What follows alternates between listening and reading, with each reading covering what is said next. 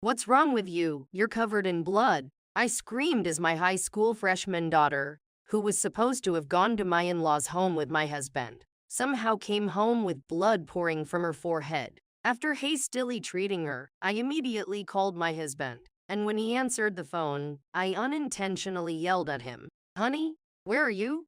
I told you I was on a business trip, didn't I? I was stunned by his unexpected reply, because I had seen my husband and daughter off 5 days before. In front of me was my child, who was badly injured. Seeing me confused, my daughter told me a startling truth. My name is Scarlett, a 40-year-old part-time housewife. My husband, Christopher, who is the same age as me, is a salesman who visits schools all over the place to sell educational materials for high school. He's cool in his way of staying within the fold, saying trust is important. My daughter Victoria started her first year of high school this year. She used to be so spoiled that she couldn't stay away from me, but now she is such a good person that she waits for me to cook dinner when I come home from my part-time job. I used to live a peaceful life with my husband and daughter, but 5 years ago, my mother became bedridden due to an internal disease. Since then, I have been very busy caring for her and working part-time. After my mother's collapse, I could not even visit my parents-in-law's house. I thought that I should at least visit them for Christmas holidays, but I could not do so. But then my husband said to me, "You don't have to do that. You're lucky you have an understanding husband." He would laugh and say, I felt very sorry for him, but I was grateful because I had my hands full taking care of my mother. However, 3 years ago, my mother-in-law passed away suddenly in an accident. My parents-in-law were very close, so my father-in-law was very depressed, and the number of times Christopher went back to his parents' house increased rapidly. My husband would say, "I want to take my father on a trip to cheer him up and give him some good meat." And every time he went back home, his expenses increased to $300, $500, and so on. However, as someone who only took care of my own parent and never went home to my in-laws, I could not complain about money. Then one day, my husband mentioned to me, as he always does, about the cost of returning home. Next time I go back to my house, I need $1,000.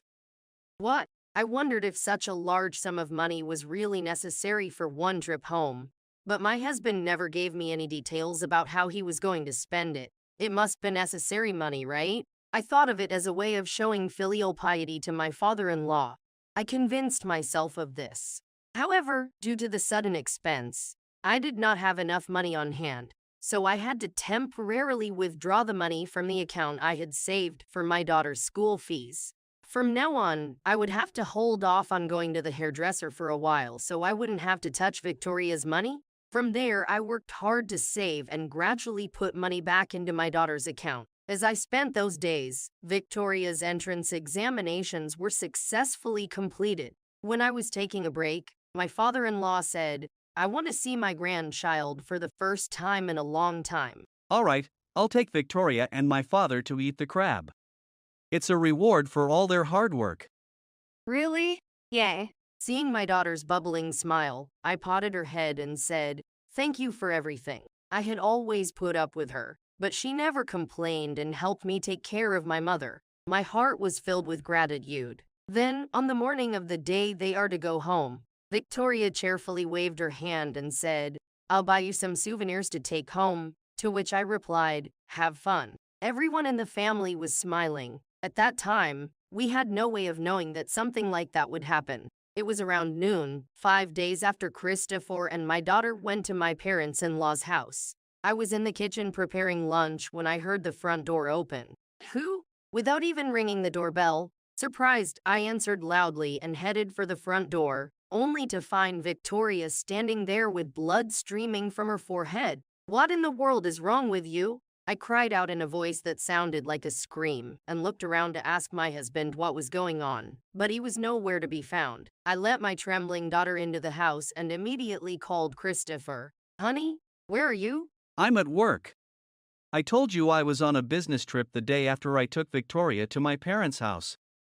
I had not even heard about it, and I was in turmoil. I don't know anything about that. And more importantly, Victoria came home badly injured. She must have fallen down anyway. Don't take a girl of her age seriously, for she exaggerates. See you. My husband said that quickly and hung up the phone. I couldn't possibly accept such a messed up story with a yes, I see. As I taking care of my daughter, I asked, "Why did you get hurt? Did Daddy go to work?" Victoria looked very pale, and her trembling lips were tightly knit for a while. But then she blurted out, Daddy pushed me. I was surprised, but slowly rubbed my daughter's back and listened to her story. Then I found out an unbelievable fact. To my surprise, my husband had been keeping a secret from us. And when Victoria found out about it, he had caused her to suffer a serious injury. And that was not all. He threatened Victoria, who was bleeding, saying, "If you tell anyone about this, next time, you won't be able to get away with this." Then my father-in-law came home from out of town, and while my husband flinched, my daughter ran away from the in-laws' house. Fortunately, Victoria had some money and was able to ride the train alone, but I can only imagine how anxious she must have been while hiding her injuries on the way back here. I would never allow anyone to hurt my sweet Victoria. I was so angry at my husband for raising his hand against my daughter, as well as at the contents of the secret he had kept from me, that I vowed revenge. After hearing all of Christopher's evil deeds, I immediately picked up my phone to call my father-in-law and was surprised. There was enormous incoming calls from my father-in-law. "Oh, excuse me, father-in-law. I was cooking and didn't notice your call." No, it's okay. I heard that Victoria had to go home for an urgent matter, but did she arrive there safely? That's what I was worried about, that's why I called you so many times. Hearing my father-in-law's story, I couldn't stop being jaw-dropping. My husband had told such a lie to cover up the fact that our daughter, whom he had caused to suffer injuries, had run back to our house. So I told my father-in-law, who knew nothing about it, everything my daughter had told me. I will take Victoria to the hospital and she will be fine. But I cannot forgive Christopher. I want to humiliate him. So could you please keep him at your house? My father-in-law replied, "Sure," and promised to cooperate. He said that he would make good arrangements for my husband to stay at his parents-in-law's house for a while. In the meantime, I ran around and got ready to confront my husband. 5 days later, after all of Christopher's secret investigations, I was on my way to my in-law's house. I was about to ring the doorbell when I saw my daughter running behind me, out of breath. Mom, wait a minute. I told you to wait at home. I can't do that. I'm going to make him pay for this injury. I knew I couldn't let Victoria see her parents fighting, so I planned to go to my parents-in-law's house alone. However, it seems that my daughter has no intention of staying quiet. I think I have the right to speak up. Victoria would not budge an inch. Although I was not too keen on the idea, I accepted my daughter's anger and decided to fight with him. I was greeted by my father-in-law, who already knew about the plan, and when I entered the living room, I found my husband, who apparently just woke up, watching TV in his pajamas, even though it was noon. "Oh, I thought you were on a business trip." Christopher jumped up, startled by the sudden sound of my voice. I was supposed to be there, but I suddenly didn't have to go. My husband began to make some kind of painful excuse. "I don't care about that. I'd rather you tell me about Victoria's injury." Ah, so stupid. She fell down the stairs and hit her forehead. I was about to yell at my husband, who was trying to play dumb to no end, but it was my father-in-law who spoke up first. Enough. I know that Victoria's injuries are your fault. My daughter also said, "Yes, yes." I glared at Christopher. My husband, who was not taking it well, cringed, but then, as if he had an idea, he suddenly became very proud and retorted, You've never come to see him here and you think you're so big. I've been doing my share of filial piety for you. My husband smiles smugly, thinking I wouldn't be able to say anything. Indeed, that is what I would have done before. I did not interfere because I knew he was right, but after what Victoria told me, I already knew that my husband's words were full of falsehoods. "Huh?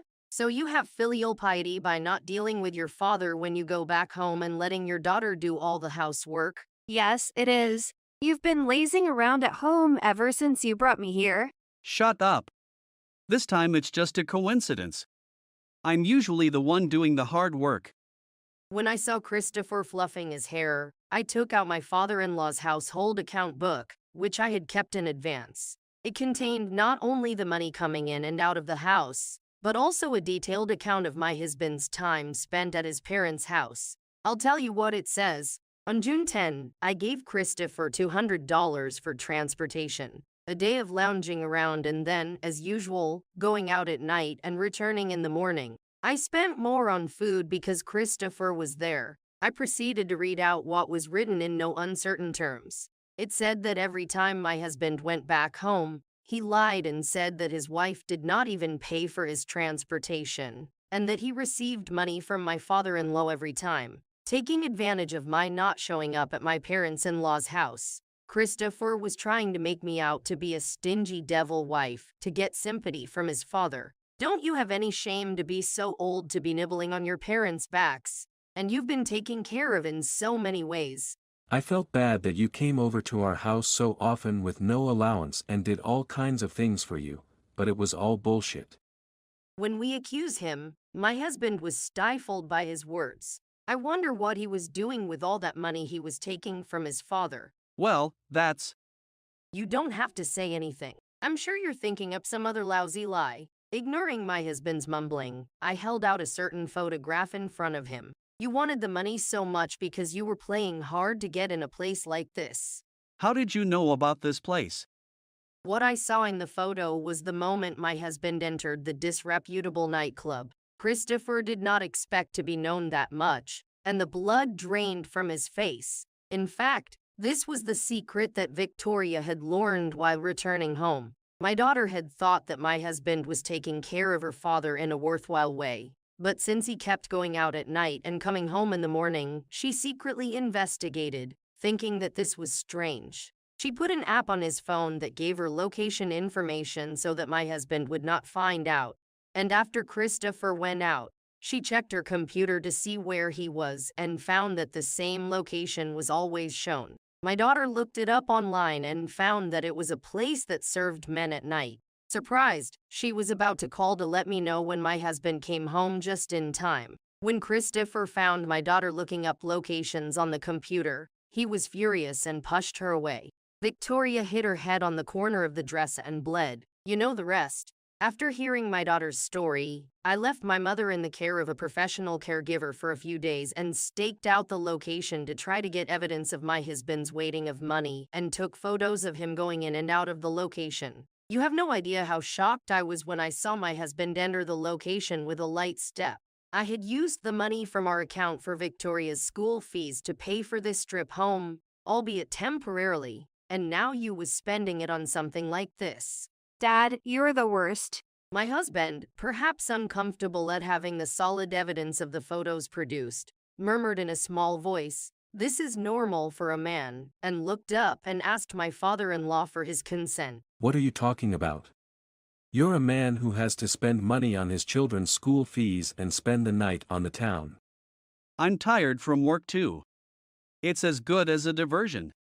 My daughter, who was so disgusted with my husband's open and honest attitude. Mom, do you know what kind of location that is? What? No, I just took a photos of it and left right away. I knew it was something like that.